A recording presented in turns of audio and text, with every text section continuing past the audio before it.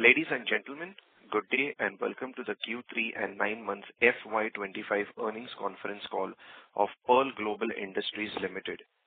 This conference may contain forward-looking statements about the company, which are based on the beliefs, opinions, and expectations of the company as on date of this call. These statements are not guarantees of future performance and involve risks and uncertainties that are difficult to predict. As a reminder, all participant lines will be in the listen-only mode, and there will be an opportunity for you to ask questions after the presentation concludes. Should you need assistance during the conference call, please signal an operator by pressing star, then 0 on your touchtone phone. Please note that this conference is being recorded. I now hand the conference over to Mr. Pallab Banerjee, the Managing Director of Pearl Global Industries Ltd. Thank you, and over to you, sir. Thank you. And very good afternoon, everyone.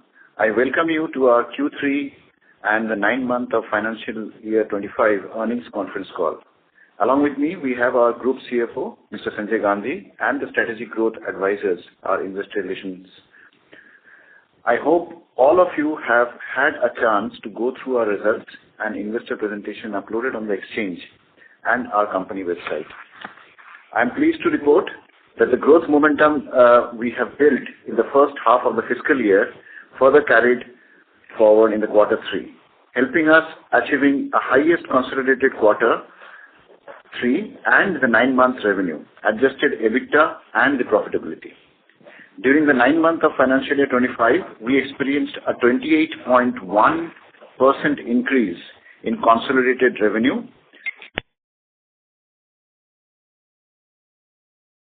Hello, sir. You're not audible. Are you there? Ladies and gentlemen, the management seems to have been disconnected. Please stay online while I get them connected. Thank you. Ladies and gentlemen, we've got the management back on the line. Over to you, sir. Yeah, okay. I'm not sure. I'll start from the beginning. Good afternoon, everyone. I welcome you to our Q3 of 9 months and the 9 months of financial year 25 earnings conference call. Along with me, we have our Group CFO, Mr. Sanjay Gandhi, and the Strategic Growth Advisors, our Investor Relations Advisors. I hope all of you have had a chance to go through the results and investor presentation uploaded on the exchange and our company website. I'm pleased to report that the growth momentum we built in the first half of the fiscal year further carried forward in the quarter 3, helping us to achieve the highest consolidated quarter 3 and the 9 months revenue, adjusted EBITDA and profitability. During this 9 months of financial year 25, we experienced a 28.1% increase in our consolidated revenue, driven by healthy growth in sales volume across all our geographies. We also achieved a 25.5% increase in the adjusted EBITDA on a consolidated basis for 9 months of financial year 25. This success showcased the strength of our leadership and the operational efficiency, reinforcing our position as a prominent global manufacturer. Our consistent growth is attributed to our ability to leverage key strengths such as multi-country footprint, diverse product lines, in-market design proficiency, and strong customer relationships. Our performance for the quarter has been largely fueled by strong volume growth from the existing customers and growing the wallet shares with the clients acquired over the last 5 years. Now, let me present an overview of the industry landscape and our business outlook. The textile and apparel markets are showing signs of recovery after the challenges faced in the 2023 and part of 2024. The key factors driving this rebound include improving consumer sentiment, a steady rise in the demand and for casual and athleisure wear, and easing up of supply chain disruptions. Although the recovery is still cautious, it points to a promising outlook for the industry. The US apparel stores showed notable resilience in 2024, with estimated sales hitting $29.5 billion basis of 2024 December numbers, which is 6% higher on a year-on-year basis. We expect consumer spending to remain robust and steady throughout this year ahead. Over the past few years, the US market has experienced annual growth rate of 2 to 5%, and this trend is likely to persist in the next few years. As of November 2024, the year-to-date apparel imports into the US has risen by a percentage point compared to the previous year that stood at $73.9 billion. This growth is largely fueled by an optimistic outlook of the inventory levels and the overall demand trends. Recent updates from retailers highlight reduced inventory levels, indicating consistent and stable demand in the market. The year-to-date apparel imports into the European Union have also risen by a percentage point as of November 2024, while UK and Japan have experienced decline. We have started seeing an improvement in these markets, and we anticipate further improvements here. We are servicing brands and retailers from UK and Japan who have strong international presence and have been growing. Our shares of business from these two countries are increasing steadily and strategically. For European Union, as I stated in earlier calls, that Bangladesh presented us a significant jump in our presence through the Inditex group of brands. As we expand our market presence across these regions, our order book share from US-based customers versus non-US based customers is trending towards 65-35. You may recall this was 85-15 3 years back. Among the non-US customers, the largest segments are from the EU, European Union, followed by Japan, Australia, and UK, and then finally Canada. However, since many of these customers have global store networks, our ship-to-country data may vary. Now coming to our manufacturing centers, starting with Guatemala, we continue to attract increasing interest and inquiries from our customers as the transit time to US is just over a week. However, the overall capacity of Central America and even for us in Guatemala remains limited and is only a fraction of what we do out of Asia.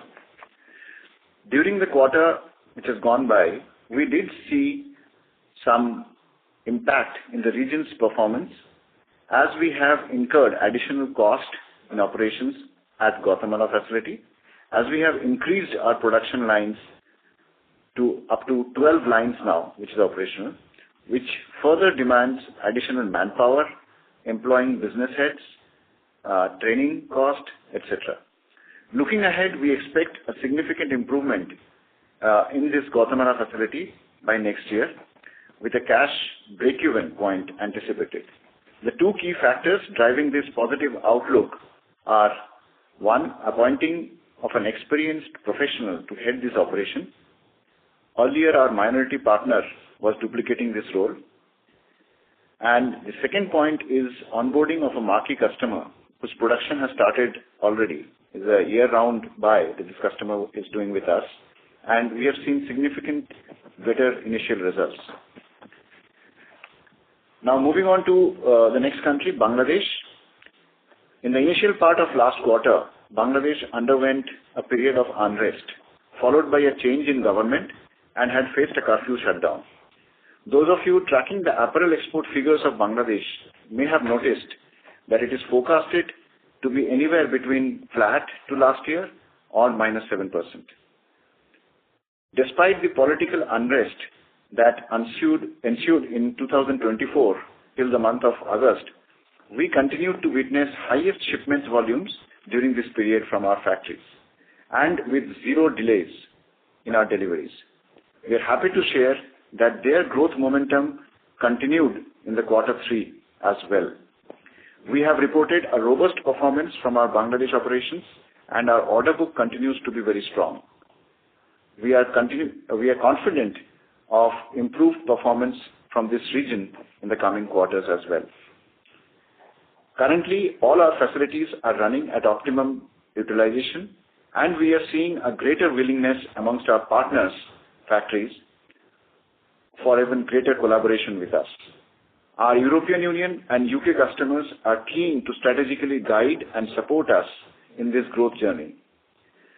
This country of Bangladesh still has advantages of lower cost, higher efficiency, productivity, availability of skilled workforce, and a well-experienced middle and lower level management staff, along with the favorable trade agreements with important markets that of European Union, UK, Canada, Australia, and China. It continues to improve its logistics infrastructure. This will continue to keep them ahead of the competition from other geographies and continues to be an attractive destination for the international brands and retailers for apparel. We are actively evaluating value-accretive capacity expansion opportunities to tap on this growth opportunity that we are facing in Bangladesh. Moving to our performance in Vietnam, we have seen strong growth from this country in this quarter as well. We are confident in maintaining this upward trajectory. We have entered into a new partnership factory, and we expect to see growth in Vietnam next year as well. We will continue to expand in this geography at a steady pace while providing exceptional service for our higher-end customers. Talking about Indonesia, Indonesia is on track to recover its performance levels following a decline over the past 2 years. Our new factory is now fully operational, receiving positive feedback from both existing and the new set of customers. We will steadily scale up the production lines and output over the next couple of quarters. This recovery is expected to drive a 20% plus growth in both volume and value in the coming financial year, supported by a strong customer demand. Additionally, we remain committed to serving our higher-end customers from this region as well. Talking about India, we have reported a robust performance in India, which grew by 49.5% year-on-year in Q3, financial year 25, and 26.1% year-on-year in the 9 months of financial year 25. Our adjusted EBITDA margin stood at 3.7% in Q3, financial year 25. On the margin front in India, we still have large scope to grow significantly.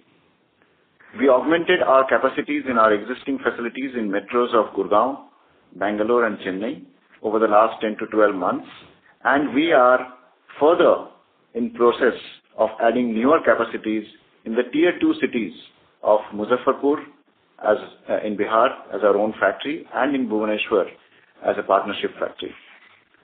Also, as highlighted in the last earnings call, the Madhya Pradesh facility will be launched once we assess the progress of these factories in the Tier 2 cities in the eastern part of India, Muzaffarpur and Bhubaneswar. So, from India, we already have and we foresee good order book for upcoming spring and summer seasons products. Historically, Q4 is generally the best quarter for Indian operations. We again foresee this year. Our goal is to first work towards achieving high single-digit EBITDA in India, and we are making significant efforts to march towards the same. In summary, all our initiatives are on track and progressing as planned. We continue to strengthen our relationship with key customers, particularly those expanding their presence in the global market. Our focus remains on consistently surpassing previous milestones in revenue, production capacity, operational efficiencies, which will directly contribute to enhance our profitability. We are confident that we are on track to meet both our top line and bottom line forecasts for the year, while staying aligned with the strategic objectives we have set for 2028, as shared with you in our earlier calls. Now, I will hand it over to Sanjay, our Group CFO, who will provide a detailed overview of the Q3 and the 9-month financials of financial year 2025. Sanjay, over to you. Thank you, Pallab. Good afternoon, everyone. Welcome to our Quarter 3 and 9-month FY25 earnings call. I will now walk you through our financials and operational performance for the quarter and 9 months ended 31st December 2024. Starting with our consolidated financials, we are pleased to report the highest ever Quarter 3 and 9 months performance in terms of consolidated revenue, adjusted EBITDA and profitability. In Quarter 3 FY25, our revenues reached INR 1,022.5 crores, making a substantial year-on-year increase of 45.3%. For 9 months FY25, revenue grew by 28.1% year-on-year to INR 3,277.2 crores. The revenue growth was driven by strong sales performance in key markets across geographies, supported by robust order book and healthy growth in sales volume. Adjusted EBITDA, excluding other income for Quarter 3 FY25, increased to INR 92.6 crore, reflecting a growth of 35.1% year-on-year. The adjusted EBITDA margin for the quarter stood at 9.1%. We are also pleased to share that we crossed the INR 250 crore mark for consolidated adjusted EBITDA in 9 months period. Adjusted EBITDA increased by 25.5% year-on-year to INR 291.8 crore, with an adjusted EBITDA margin of 8.9%. This growth in EBITDA is in line with our revenue performance. Please note that adjusted EBITDA excludes ESOP expense of INR 1.3 crore in Quarter 3 FY25 and INR 5.4 crore in 9 months FY25. We have witnessed certain one-time costs, such as in Guatemala, we are increasing our production line, and in India, we are scaling up of Bihar facility. Excluding this one-off, the growth would have been better than what is currently reported. Profit after tax for Quarter 3 FY25 grew to INR 48.2 crore, reflecting a growth of 42.6% year-on-year. For 9 months FY25, PAT increased by 38% year-on-year to INR 165.8 crore.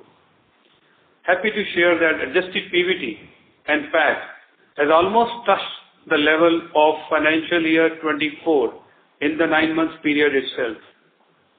If you look at PAT after minority interest, it increased by 57.4% year-on-year to INR 56.3 crore in Quarter 3 FY25 and by 45.8% year-on-year to INR 180.1 crore in 9 months FY25. The PAT after minority interest margin stood at 5.5% for both Quarter 3 and 9 months FY25. Please note that 9 months FY25 include an exceptional gain of INR 1.4 crore, which is on account of gain of sale of non-core assets and one-time QIP expenses. We have reported a strong EPS at rupees 12.52 in Quarter 3 FY25 compared to INR 8.25 in Quarter 3 FY24. For 9 months FY25, we have reported a EPS of INR 40.07 compared to INR 28.47 in 9 months FY24. Turning to our standalone financials, for Quarter 3 FY25, revenue increased to INR 235.5 crore, a robust 49.4% year-on-year increase. Revenue for 9 months FY25 grew by 26.1% year-on-year to INR 798.7 crores. This increase in revenue reflects growth from wallet share expansion from existing customers.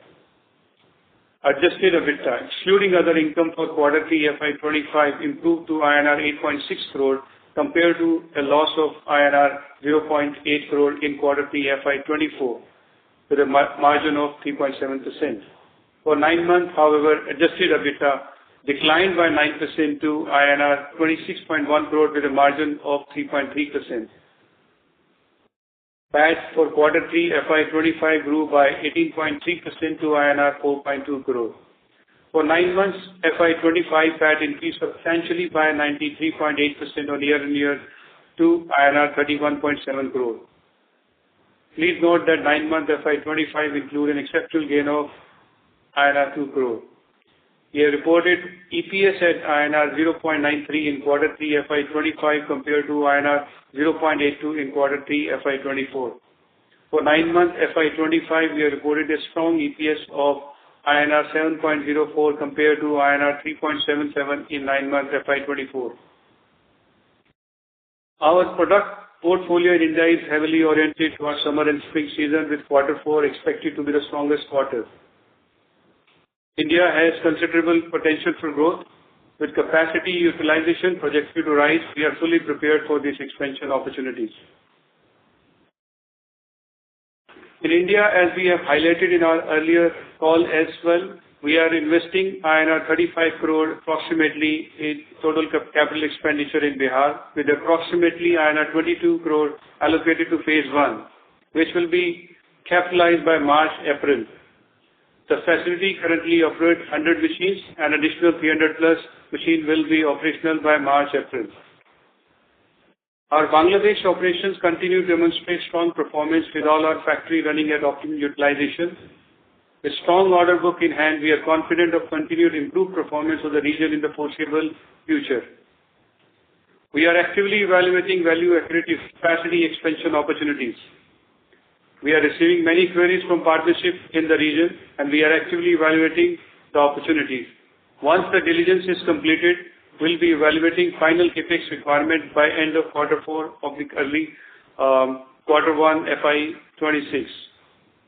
As communicated, we have already committed INR 21 crore for Indonesia acquisition. This incremental investment is likely to yield ROCE of 20% plus from FY26 onward.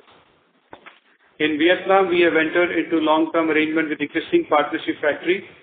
This further fortify our relationship with partner factory for long period. Please note that such arrangement has been done to secure good capacity for long term, and it also opens up more collaboration opportunities. For 9 months FY25, our sales volume has reached 53.8 million pieces compared to 39.8 million pieces in the same period of FY24. Our average realization per piece continue to be around rupees 600 per piece. Please note, average realization is a function of product mix, customer mix. Looking ahead to the next quarter, we expect volume to rise, bringing us to a capacity utilization rate of almost 20% adjusted of SAM. By end of this year, we expect to reach around 90 million pieces of installed capacity. By FY26, we anticipate this figure will rise to 105 to 110 million pieces, and by FY27, we expect to reach 125-130 million pieces. This growth trajectory position us well to achieve our target of growing our top line to 6,000 crore by FY28, with double-digit EBITDA growth being an attainable goal. We are happy to share that our long-term credit rating has been upgraded to ICRA A stable from ICRA A minus stable, whereas our short-term credit rating has been upgraded to ICRA A1 from ICRA A2 plus.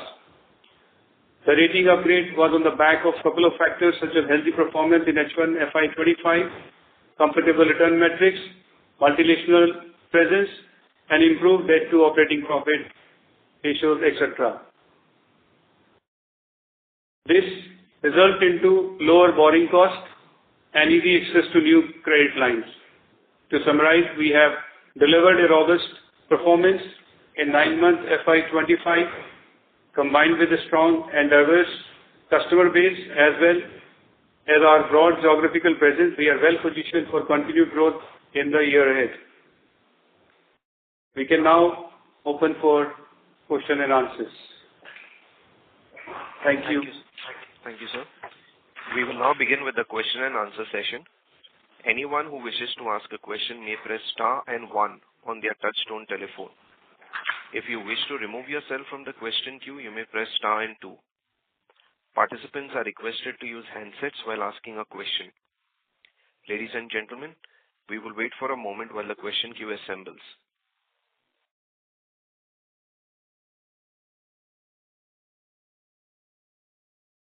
The first question comes from the line of Bhavya Gandhi from Dalal and Broacha Stockbroking. Please go ahead. Thanks for the opportunity and congratulations on a good set of numbers. So just wanted to understand what is the overall capacity utilization, because you mentioned that 90 million is the installed capacity for the year. So are we peaking out at 90% capacity utilization? Because if we bake in for the fourth quarter, we are very close to 90% capacity utilization. Just wanted to understand on that. Hi, thank you. Thank you, Bhavya. So first of all, this capacity, what we publish the existing capacity that we have as an organization on 31st of March every year. So last year, when we calculated the capacity, that means all the factories that we had, what is the maximum potential capacity that we could have run those factories? That was coming out to be 83.9 million, almost 84 million pieces. And our utilization, this number of pieces that we had shipped and billed to the customers was approximately about 57 million, around that. So this year, we are seeing already, our order book is crossing, I think, about 74 million odd numbers. So definitely, you see, that utilization will become better if we are talking about the existing capacity that we had at the beginning of this particular year. But as the year continues, we continue to invest. So wherever we see there is an opportunity to add capacity or a new facility like the Bihar that is coming up. So whatever number that we will be publishing on this 31st of March on 2025 will be a significantly higher number compared to last year, because our goal is to cross that number that we have already given to you by 2028 and continue our journey to be a much bigger approximately. So that's what the journey that we are in. Sanjay, you want to add something on this? Yeah, I mean, Mr. Bhavya, you mentioned about 90 million pieces. As we said, 90 million plus pieces around 31st March 25. Our capacity utilization will hover, as I mentioned, adjusted to stand around 78 to 80%. So there is a continuous addition of the capacity, and then there is a utilization, which is what we mentioned in our call. Yeah.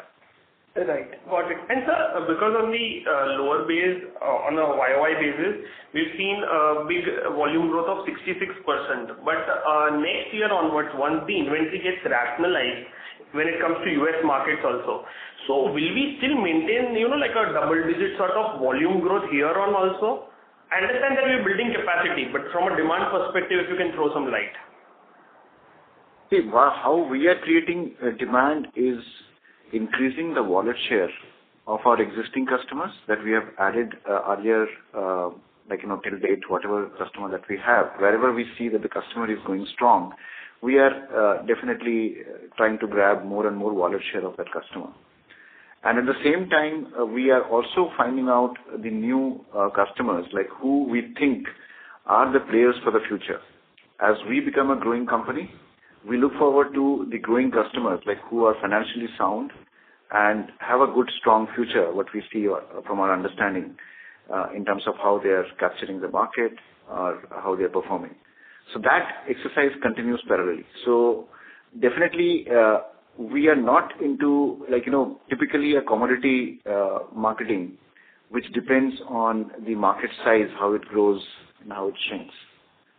Ours is more strategic driven with targeting the customers across the globe. Got it. And it's just one last thing. If you can just help me tally the 15 million incremental capacity, where exactly in terms of pieces are we going to add? Place-wise, if you can just help me understand in terms of million pieces. Maybe if you can just throw some light on Bihar, Indonesia and Vietnam, number of million pieces that we are going to add. So we have given at the group level, the capacity which is anticipated is 105 to 110 by end of FY26, and by 27, 125, 130 million pieces.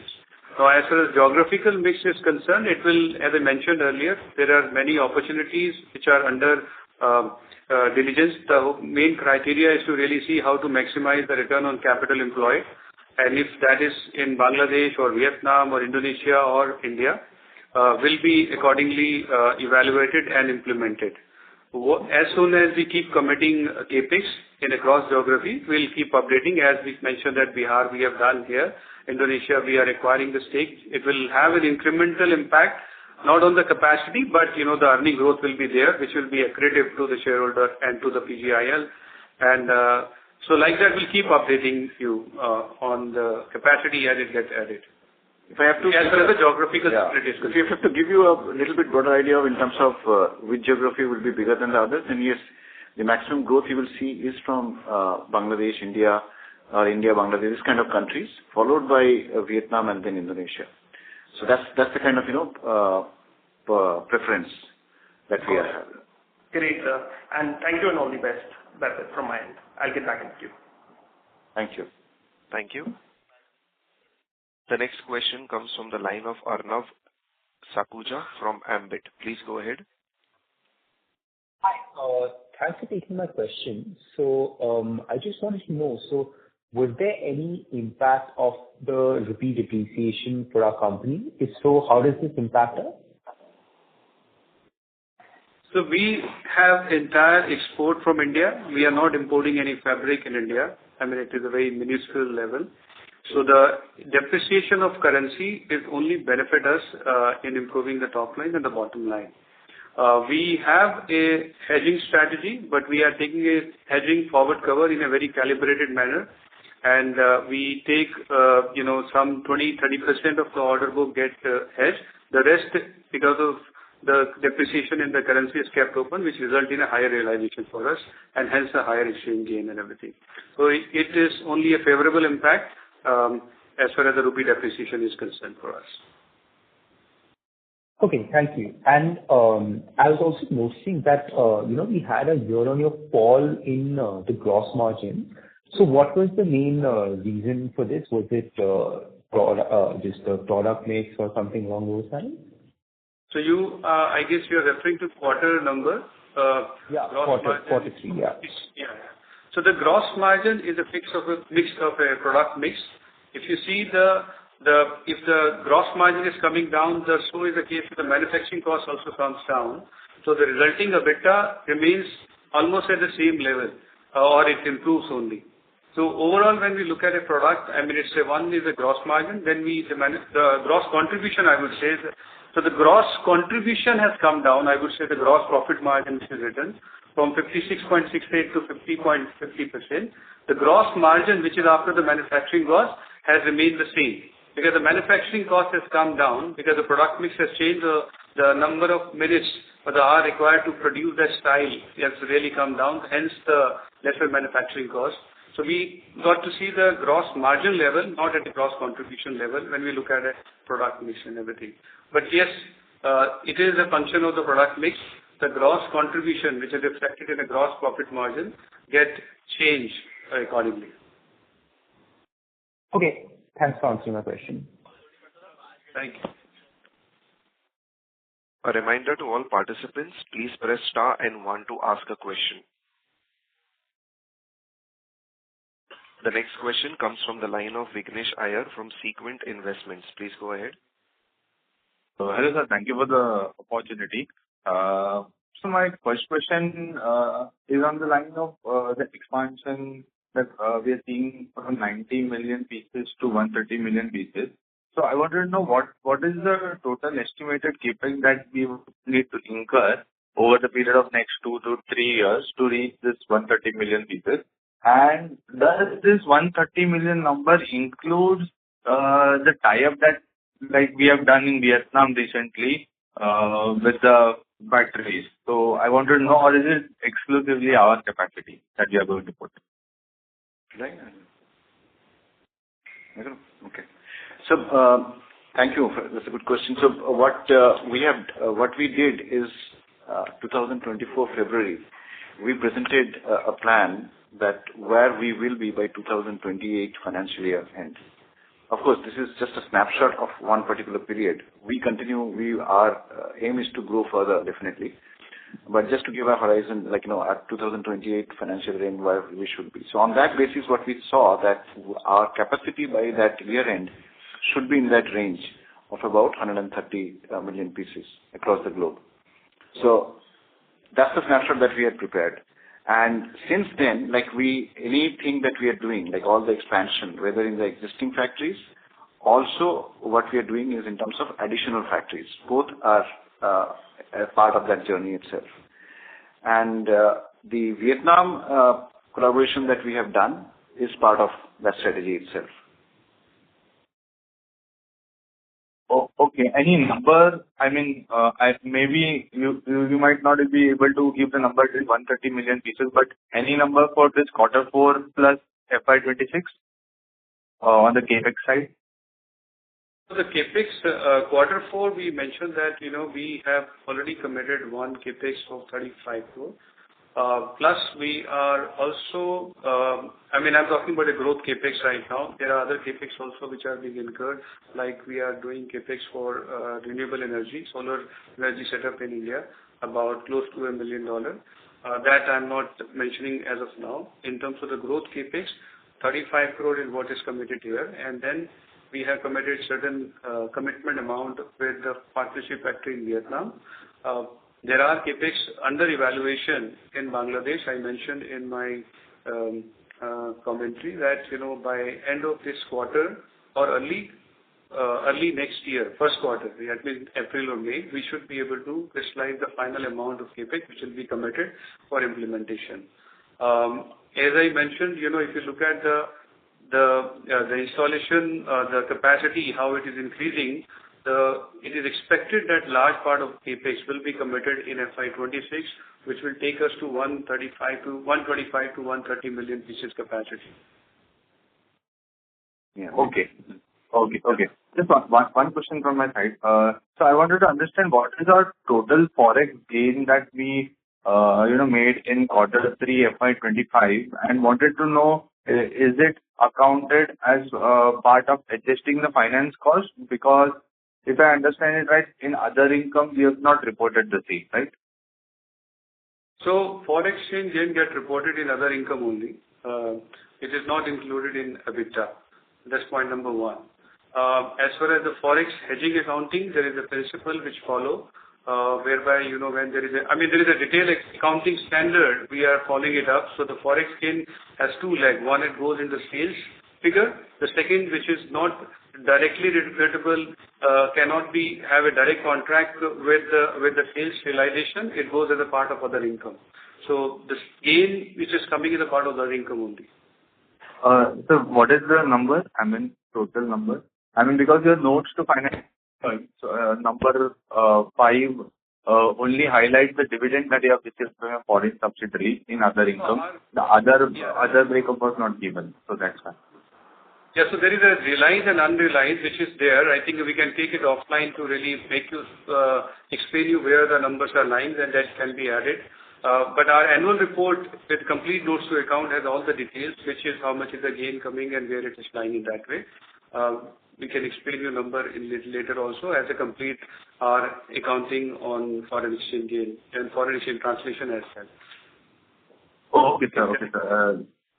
It will take a little time to explain all the entire accounting procedure. We can discuss that offline. Maybe we can reach out to us. We can surely explain that. Sure, sir. Thank you, sir. Yeah, that's all from my time. Thank you. A reminder to all participants, please press star and 1 to ask a question. The next question comes from the line of Saurabh Kumar from Scientific Investing. Please go ahead. Hello, sir. Congrats for the good set of numbers. And I think a few years back we had a 4-year vision where we looked for good revenue growth rate and also the margin improvement, I think somewhere around 12% EBITDA margin. And this year the results are great, but we have not seen much improvement in the margin if we take that 12% number. So are we still sticking to it, and what would lead to cover this gap and how you plan to achieve it, if you can, just explain? So, thank you, Mr. Saurabh, for this question. Our EBITDA our plan to reach a double-digit EBITDA remains intact. We are very clearly heading in that direction, where double-digit EBITDA will be there. What we have stated is that between 10 to 12% by FY28, and that's our target remains is there, and we are heading in that direction. Coming to the current year margin, if you see there are two functions. One, we have to look at it. I'll first answer on the percentage of EBITDA. As we have mentioned that, current quarter EBITDA got impacted because of the ramp-up of the operation in Guatemala and Bihar. If we add all those one-off costs, I think we'll be coming close to slightly higher than what was reported in the last quarter, which was year before, which is 9.74%. We should be around 9.8% kind of EBITDA. Now, the second part which I would like to just mention is that when we are looking at the growth in revenue, I think return on capital employed also become very important parameter to decide on the growth. So as the absolute amount of growth of EBITDA is growing, our return on capital employed also keeps growing in that proportion. As we speak for the full year, though we have a target of having a 20% plus, but the full year we have been able to sustain at 25% plus return on capital employed. So these two criteria will play an important role while we are deciding on the business, on the revenue growth. Definitely the EBITDA as a percentage is also very important target for us to achieve it, 10% plus, excluding other income and foreign exchange gain. So that's what we are working towards it. However, our decision making when we look at a revenue growth opportunities, the return on capital employed also plays an important role while we are looking for a business expansion. So both the metrics will play important role in our decision making for the growth as well as the improvement, profitability improvement going forward. In any case, even if the EBITDA as an absolute amount is increasing, our EPS and our book value keep on increasing while we keep working on. So as and when the double digit EBITDA kicks in, that will be further improve our profitability. Amazing, sir. Two more questions. One on Bangladesh side, like last quarter, though we know that Bangladesh is an integral part of our growth strategy, but you were, you needed more time to come back on the long-term plans on Bangladesh, and we continue to do well. The numbers are really good. So is it like all the issues which were there in Bangladesh, they are over and we can expect things to be smooth from here? That is one. And second, on the US side, so the last cycle inventory issues which happened, COVID was a one-time phenomenon, and maybe people were doing, a lot of shopping and companies were building inventory. So is this a typical cycle in US market, or like how the US inventory cycles behave? If you can, give some idea of that from your, last 10, 20 years of industry experience. Yeah, thank you, Mr. Sarva. I will take that. First of all, the Bangladesh growth strategy. Bangladesh, definitely, we are a strong believer in Bangladesh, as we have been speaking in all our calls. And our performance in Bangladesh over the last 3 quarters has been really good. And we also look forward to continuously growing this market. Yes, when we spoke about, let's say, 6 months back, and we were really looking into the opportunity of growth, that's the time Bangladesh was undergoing some significant changes. So there were a lot of, good factories or other things, other assets, like I would not say a business, but more of an asset was available, and we were almost finalizing. But then, what this turmoil taught us is that the links, because in this kind of country, like, where the money came from and a lot of financial irregularities that surfaced after this, the change of regime. So that made us much more cautious about going for a ready asset. So our banking is done through most of the international partners. We have a local partner as well, and we go very conservative on the local in Bangladesh. And that's one of our pillar of success in Bangladesh. And despite all this turmoil and all, we have been performing very well and very secure, both from customer point of view and from the workforce point of view, as well as financial point of view. So that's something we will continue to maintain. So we have now changed that strategy of acquiring a ready factory rather than going in that direction, but we are going in the other direction. So what we have to make, and so it slows down a bit, but I think we are solidly on target on that. So that's why Sanjay is saying that within the next 3 to 4 months, you will hear from us about our investment plans in Bangladesh and some of these facilities that will be adding up. Then whether it is smooth, yes, we feel that the country is doing quite well. In fact, in my just now the speech where I talked about that this particular year, it is, some people are guessing it is -7%, some people are talking about flat. But BGMEA, their authority or authorized website is talking about already the growth happening from $35 to $38 billion. So they are showing a growth. So we don't know, like this will all be verified. The numbers will get verified over the next weeks and months. So we should be knowing that. What I'm trying to say is that this also proves that Bangladesh has a lot of things left in it, and it will continue to grow. It's still an important destination for all the international retailer. The working is becoming more and more smooth. There were few big players who went under, and because a lot of financial irregularities were found by the new regime. And that affected some of the working in certain spots of Bangladesh, like Ashulia and all. Fortunately for us, none of our factories were in those areas, and where we have been working, like there have been no disturbance, and working has been very, very smooth and very strong. So that's what is about Bangladesh. The second part of your question was the U.S. inventory. I have been working in U.S. for more than 30 years now, and this is the first time post-pandemic what we saw, what happened. So normally, you know what happened with U.S. retailers. There's a heavy markdown. That market believes in heavy markdown and clearance of inventory. They never used to store the inventory. Now, this particular year of 2021-22 was a big exception. At that point of time, the logistics time was very high. The goods shipped even from China, which normally takes only about 18, 19 days or 20 days, was taking as high as 75 to 100 days. And so is from other countries like India, Indonesia, Vietnam, all these places, Bangladesh. So because of such a high lead time, the goods were not in the store, and the stores were doing extremely well because consumers were spending money. So naturally, the merchants thought that they can buy more, and they bought really aggressively at that point of time. And by the time these goods were reaching US, the war had started in Ukraine, and it affected the petroleum prices, and the whole world was experiencing inflation. So that really killed the sentiment of the consumers. And that's how, by the time the goods were reaching, there were no sales that was happening in the stores. So that resulted in a lot of inventory, which they didn't go for a clearance. They stored those inventory for 1 full year or 1.5 years at US at various locations, and also the goods which were yet to ship from the factories and the vendors, they were held at the vendors.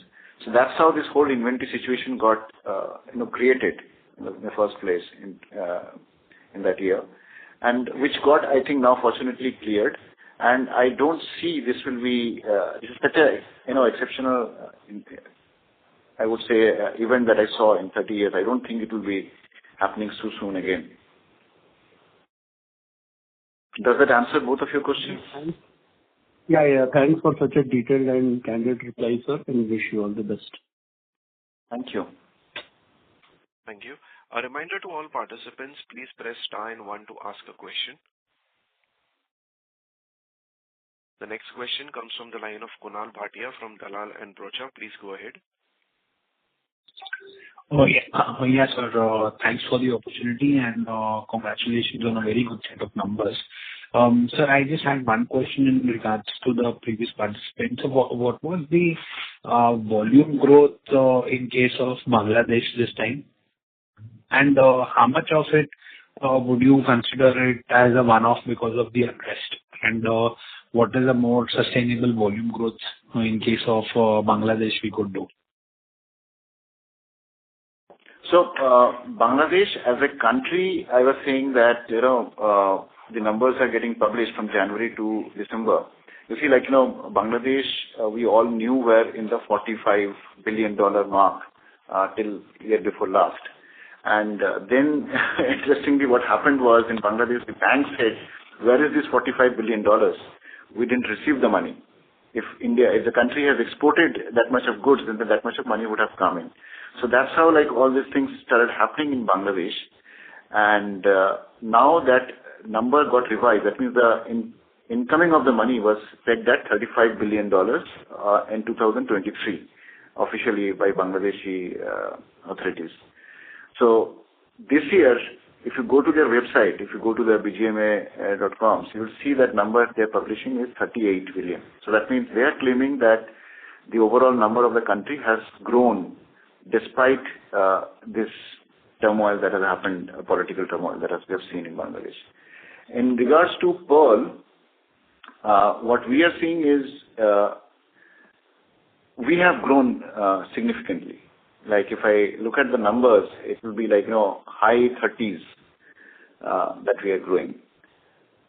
So that's because of the two factors. One, as a foreign player, we are very well disciplined and well organized out there and run by very professionally.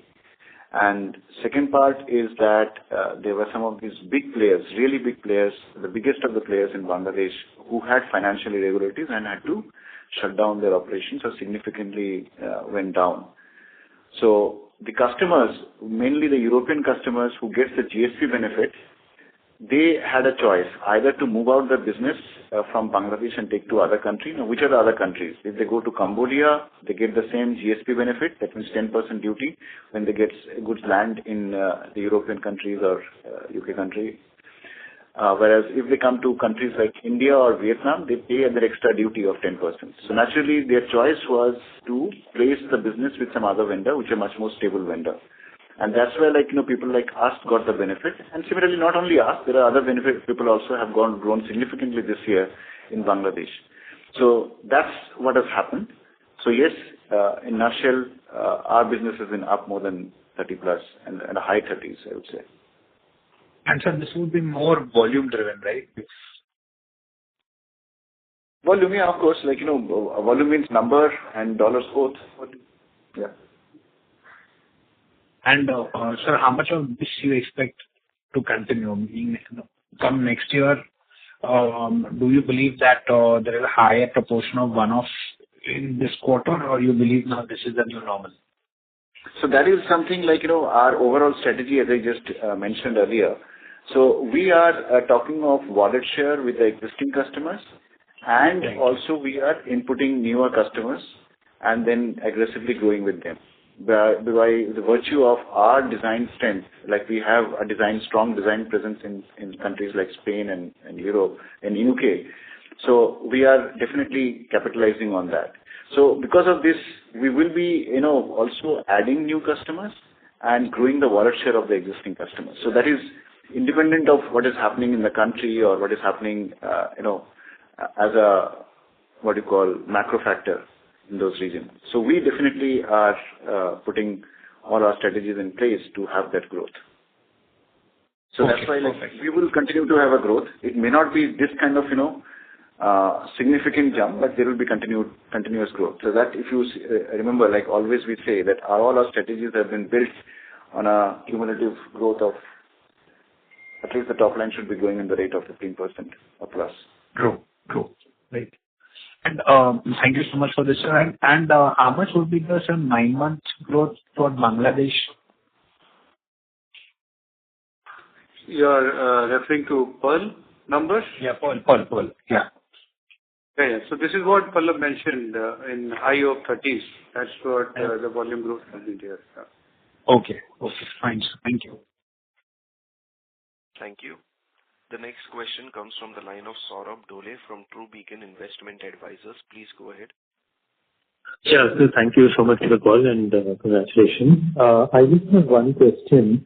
I think when you talk about CapEx, you also included some or rather earmarked some funds for acquisitions. So I just want to know what characteristics do you typically acquire for? Is it like client relationships or are there any specific manufacturing capabilities? that you are looking to add to your portfolio? Yeah. So you see, when we talk about acquisition, so we are not talking of acquiring a business so far. That is something we are not actively looking at. We have the customer relationship, or we have the ability to acquire new customers, and that we have proven in the last 3 years repeatedly. So that's something is not the priority. But yes, if something very attractive comes in, for example, one of the areas, I always like to talk about the 4 supply chain areas of the globe. One of them is the Mediterranean region, where we don't have. If I get a good, attractive business proposition, then we may look into that. But apart from that, most common acquisition that we were looking at, or we're still looking at, is a good facility, a good factory, or a good setup, but not as a business, but more as an asset, more as the infrastructure. So that's how we have been thinking, and we have been working upon. Right. And also, when you talk about your FY27 aspirations of going close to 130 million pieces, to what extent are you also factoring in an inorganic addition to the facilities in this particular capacity addition? So this is the normal strategy that we are talking about, 15% growth of our acquiring new customers, growing with our wallet share of the existing customers, and in the geographical regions that we are. Okay, so there is no opportunity comes in. Yeah, if inorganic opportunity comes in, that will be addition. That will be addition. Okay. So thank you so much. Thank you. The next question comes from the line of Pulkit Singhal from Dalmus Capital Investment. Please go ahead. Yeah, hi. Thank you for the opportunity, and congrats on a good set of numbers. First question was on Bangladesh itself. I mean, you mentioned that there is a kind of vacuum created for good suppliers in the country. What is your strategy to increase capacity there for? I mean, because is it going to be more linear, or what could be the growth rate in our capacity there to cater to this opportunity? Because I thought this would be created more near term, and therefore one would have to act more immediately. Yeah. So thank you, and for the detailed question. This is definitely one level deeper.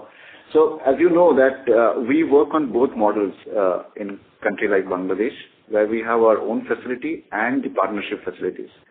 So in the short term, definitely we are not losing any opportunity.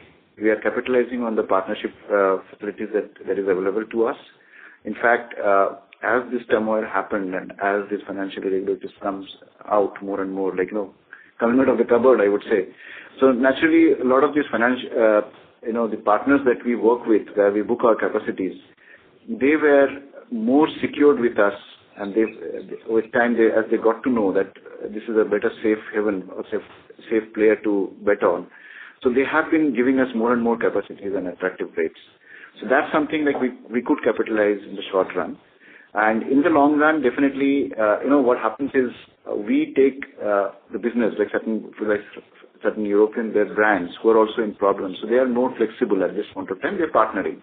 But at the same time, they're taking promises from us that we'll build the infrastructure for having this business long-term with us.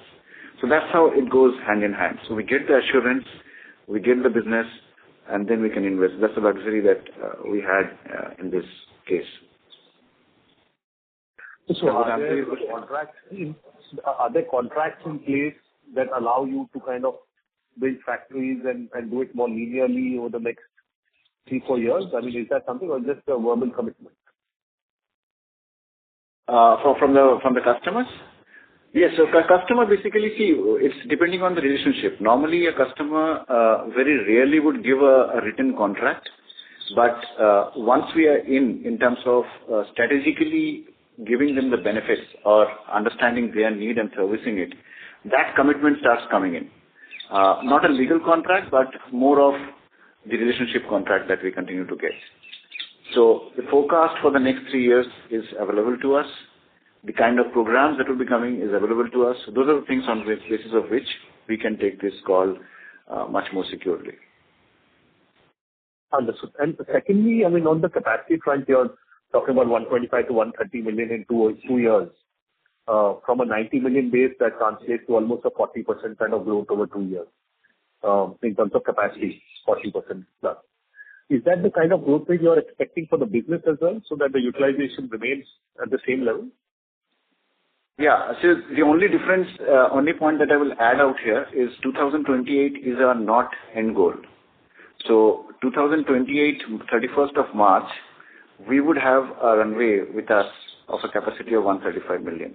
So that 135 million will be encashed on the next few years.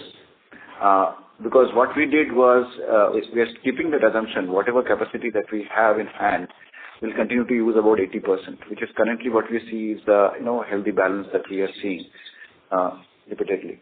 So we are forecasting on that number basis. And also the second part of this capacity is that majority will be our own and some would be the partnership. Right. Got it. Great. Thank you and all the best. Thank you. The next question comes from the line of Bhavya Gandhi from Dalal and Broacha Stock Broking. Please go ahead. Yeah, thanks for the opportunity. So I just wanted to understand why are we not going all in for partnership model, because it's asset light also and it's ROC accretive also. So just to scale, because we see immense demand coming in from a couple of other countries plus from the existing players as well. So just to fast track, why are we not going for a partnership model throughout? Are there any loopholes or maybe I'm missing out something on partnership front? Yes.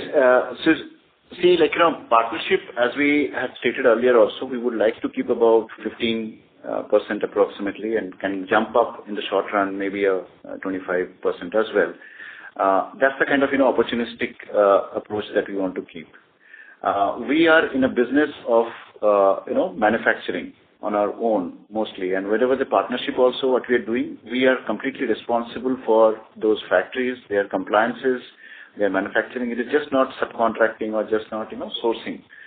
So that's a different business model that, other businesses may have, but not us. As a result, the kind of customer base that we are working with, 80% of our customer base also wants to see that complete ownership amongst us. So that both these things goes hand in hand. So that's the place. Those are the customers who place the premium or relative premium, I would say, in the market where we can maintain our margins. Got it. And just one more thing on the European and the Japanese market, you mentioned that it's not seeing any healthy growth on the market per se, overall market. So what is the USP that we are able to increase our market share, because there might be some existing suppliers also in the market who are supplying to them. In fact, the market is not growing and we are increasing the penetration wallet share. So what is allowing us, any USP or anything on that front? Yes, I can talk a little bit more about that. See, Japan, there are two big companies I think most of us know about. One is Uniqlo and the other one is Muji. Now, these are the brands which have grown significantly in the international market. So Japan is their primary market, but they have a significant presence all over Asia and also in the West, both in Europe as well as US. Now, these are the companies that have been growing significantly. Of course, Uniqlo today is a very large company, more than $24-25 billion. They have already gone into the top line. And Muji is the other one, which is growing very fast. So these are the kind of customers that if we are talking about, so then naturally, our growth will be much bigger or faster than the Japan market as a whole, how it is growing, as only Japan. The second challenge is that it's not easy to service Japan because of their quality norms. Now, these are the brands which are looked after almost like zero defect. Whereas the Western countries, they have a statistical method of taking the quality inspection and doing the quality inspection. Whereas this country, like Japanese brands and all, so they are completely on zero defect. So that's also one of the reasons, despite the treaty that we have from India and Japan, still India doesn't export too much of garments to Japan. So anyway, we have, focused on that, and that's where a significant growth has come in. And this particular brand we are approaching almost good growth. We will be walking towards at least 50 million over the next 1 or 2 years. So that's the path that we had chosen. And the UK market also, similarly, there are brands like, Primark or Next and all, which are like, international brands. They don't sell only in UK, but all over the Europe. And Primark has gone into US as well. So our association with those brands definitely allows us to continue to grow as they grow, and also like as we grow from 1 or 2 categories to all the 7 categories that we are supplying to them, or more and more categories we want to bring on under the umbrella and more countries. So that's why like strategically we are working with this kind of customers who are having international presence. So if you look at our customer profile, most of the customers you will find have international presence. Got it. Fair enough. Thanks for the elaborate answer. Just one more thing on the Indian operations. If you look at our peers, they are not facing any struggle in terms of the EBITDA margin, especially when the demand is shifting from other geographies. So I understand, just wanted to understand on a broader level, is it because of the product mix that we are struggling, or is it something else that we need to do to get the Indian operations right? I understand on the console level things are doing, we're doing better, but India, of course, the operations, if you can explain. Yeah. I'll be transparent on that also. No problem at all. That's more of a legacy. When we came on board in Pearl and we have been doing the strategy and the growth expansions and everything, India had the legacy of doing mainly the blouses, top skirts and blouses kind of segment for Pearl in India. So that particular one is more of a seasonal business. So Q3, Q4 becomes very big, and Q1, Q2 are slow. So, some Australian customers, like the Southern Hemisphere customer comes in those seasons, but still volume is not in comparison to the Western market. So to do that, as we have said in other calls also, we are expanding in other categories in India, building up those kind of manufacturing lines and marketing. Most of the customers that we're working with also knew that Pearl India does only blouse. So as we are acquiring the new customers and newer products. So that's one strategy that we have worked upon. And the second strategy that we have worked upon is that our factories were limited to only in the metropolitan cities like Gurgaon, Bangalore and Chennai. So diversifying into other locations like the tier 2, tier 3 cities of Muzaffarpur or Bhubaneswar, and then buying a land in Chitapur near Indore. So those are the strategy that we are working upon so that our cost also can be mitigated. Got it. Now as I'm talking, I can also say that, legacy was that our factories were quite small. So it was definitely the scale was not kicking in India. So that also, now I think some of you have visited some of our factories. Now we have scaled it up to 1,000, 1,200. Because that's the sweet spot where we find that under one roof, if we have 1,000 to 1,200 machines in India, that I think is the best. So those are things like strategically we have been doing these things. So that's why we are saying that we need maybe another 3 or 4 quarters to get to that level of double-digit EBITDA from this region also. So we are working on that path. Great, sir. All the best to the team. Yeah, that's it from mine. Thank you so much. Thank you. Ladies and gentlemen, that brings us to the end of the question and answer session. I would now like to hand the conference over to the management for the closing comments.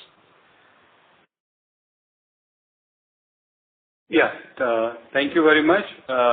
In case of any further queries, kindly reach out to us or the Strategic Growth Advisor, our Investor Relations Advisor. Thank you. Thank you, sir. Ladies and gentlemen, on behalf of Pearl Global Industries Limited, that concludes this conference.